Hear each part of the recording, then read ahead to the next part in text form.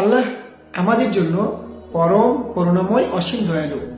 তিনি এমন এমন আমল রেখেছেন আমাদের জন্য, এমন এমন দোয়া রেখেছেন যে দোয়াগুলো নিয়মিত আমল করলে বিভিন্নভাবে আমাদেরকে আল্লাহ তাআলা সাহায্য করে থাকেন।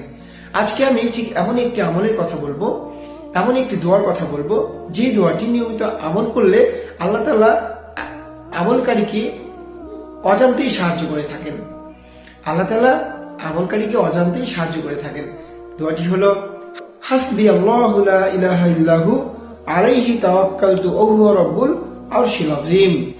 এই দোয়াটা সকালে ফজরে এবং মাগরিবে যে ব্যক্তি 7 বার করে পাঠ করবে, নিয়মিত আমল করবে, আল্লাহ তাআলা এই আমলকারীকে তার অজান্তেই সাহায্য করবেন। সুবহানাল্লাহ।